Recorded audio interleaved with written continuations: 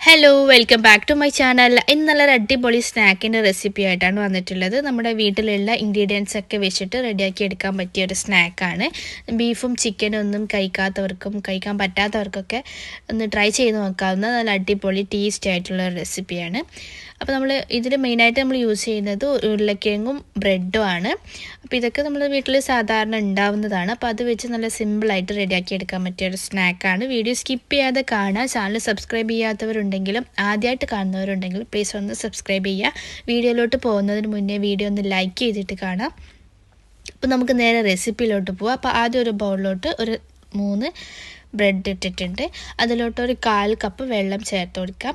എന്നിട്ട് 1-2 മിനിറ്റ് അതങ്ങനെ വെക്കുമ്പോൾ നമ്മൾ ഒഴിച്ചിട്ടുള്ള വെള്ളം ബ്രെഡിൽ നന്നായിട്ട് വലിച്ചെടുക്കും. അപ്പോൾ അങ്ങനെ ബ്രെഡ് നന്നായിട്ട് ആ വെള്ളം ഒന്ന് വലിച്ചെടുത്ത് ബ്രെഡ് മുഴുവനായിട്ട് ഒന്ന് വെള്ളത്തിൽ കുതിർന്ന ശേഷം പിന്നെ നമുക്കിത് കൈ വെച്ച് നന്നായിട്ട് പ്രസ് ചെയ്ത് ആ വെള്ളം ഒന്ന് കളഞ്ഞെടുക്കാം. അപ്പോൾ കൈ വെച്ച് നന്നായിട്ട് പ്രസ് ചെയ്യുന്ന സമയത്ത് ഇത് നന്നായിട്ട് വെള്ളം പോയി കിട്ടും. അപ്പോൾ ഞാനിവിടെ 3 ബ്രെഡ് വെച്ചിട്ടാണ് ചെയ്യുന്നത്. പിന്നെ ഇതിലോട്ട് വേണ്ടത് ഉരുളക്കിഴങ്ങാണ്. വലിയ ഉരുളക്കിഴങ്ങാണെങ്കിൽ 2 എടുക്കുക, അല്ലെങ്കിൽ 3 എടുക്കുക. എന്നിട്ട് നമുക്കിതൊന്ന് തൊലിയൊന്ന് കളഞ്ഞ ശേഷം പിന്നെ ഒരു ഗ്രേറ്റർ വെച്ചിട്ട് നന്നായിട്ടൊന്ന് ഗ്രേറ്റ് ചെയ്തെടുക്കാം. ഈ ഉരുളക്കിഴങ്ങ് ഞാൻ വേവിച്ചിട്ടില്ല, വേവിക്കാതെ തന്നെയാണ് ഇത് ഗ്രേറ്റ് ചെയ്തെടുക്കുന്നത്.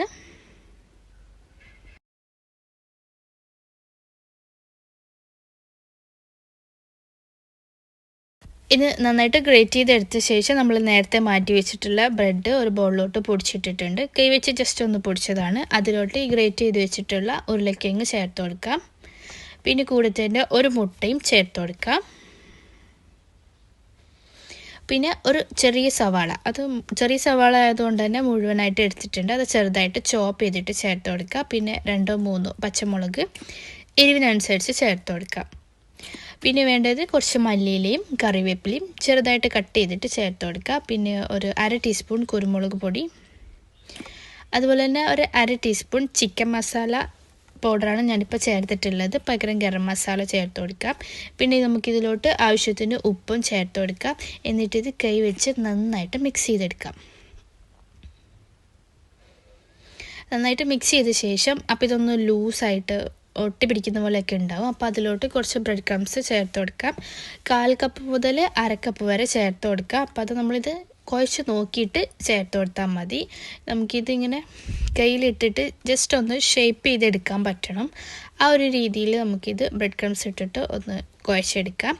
എന്നിട്ട് ഓയിൽ നന്നായിട്ട് ചൂടാക്കിയ ശേഷം അതിലോട്ട് നമുക്കിഷ്ടമുള്ള ഷേപ്പിൽ ഷേപ്പ് ചെയ്തെടുത്തിട്ട് ചേർത്ത് കൊടുക്കുക. അപ്പോൾ ഞാനിവിടെ കട്ട്ലേറ്റിൻ്റെയും പരിപ്പ് വട ആ ഒരു ഷേപ്പിലാണ് ചെയ്തെടുത്തിട്ടുള്ളത്, റൗണ്ട് ഷേപ്പിൽ. എന്നിട്ടിത് തിരിച്ചും മറിച്ചും ഇട്ടിട്ട് നമുക്ക് കുക്ക് ചെയ്തെടുക്കാം. ഒരു ലോ ടു മീഡിയം ഫ്ലെയിമിലിട്ടിട്ട് കുക്ക് ചെയ്യുക. ഇതിൻ്റെ അകവശമൊക്കെ നന്നായിട്ട് കുക്കാവണം, ഇല്ലെങ്കിൽ ഒരുമാതിരി ഒട്ടിപ്പിടിക്കുന്ന പോലെ ഉണ്ടാവും. അപ്പോൾ ഒരു മീഡിയം ടു ലോ ഫ്ലെയിമിലിട്ടിട്ട് തിരിച്ചും മറിച്ചും ഇട്ടിട്ട് ഒരു ഗോൾഡൻ ബ്രൗൺ കളർ ആവുന്നത് വരെ ഫ്രൈ ചെയ്തെടുക്കാം. അപ്പോൾ ഞാനിവിടെ ഒരു ബാച്ച് മുഴുവനായിട്ടും ഫ്രൈ ചെയ്തെടുത്തിട്ടുണ്ട്. അതുപോലെ തന്നെ ബാക്കിയുള്ളതും ഫ്രൈ ചെയ്തെടുക്കാം.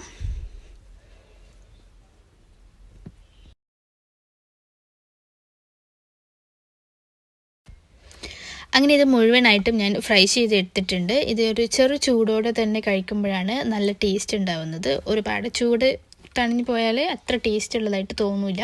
ചെറിയൊരു ചൂടോടെ തന്നെ കഴിക്കുക. ഇതിൻ്റെ കൂടെ നമുക്ക് ടൊമാറ്റോ കെച്ചപ്പോ മയോണൈസോ ചട്നിയോ എന്താണോ നമുക്ക് താല്പര്യം അത് കൂട്ടിയിട്ട് കഴിക്കാം. പുറമേ നല്ല ക്രിസ്പിയും ഉള്ളിൽ നല്ല സോഫ്റ്റും ആയിട്ടുള്ള ഒരു സ്നാക്കാണ്. അപ്പോൾ ഇത് ഒന്ന് ട്രൈ ചെയ്ത് നോക്കുക. എന്നിട്ട് നിങ്ങളുടെ ഫീഡ്ബാക്ക് അറിയിക്കുക. വീഡിയോ ഇഷ്ടമായിട്ടുണ്ടെങ്കിൽ ലൈക്ക് ചെയ്യാനും ഷെയർ ചെയ്യാനും മറക്കരുത്. ചാനൽ സബ്സ്ക്രൈബ് ചെയ്യാത്തവരുണ്ടെങ്കിൽ പ്ലീസ് ഒന്ന് സബ്സ്ക്രൈബ് ചെയ്യുക. കൂടെ തന്നെ ഇൻസ്റ്റാഗ്രാം പേജ് ഫോളോ ചെയ്യുക.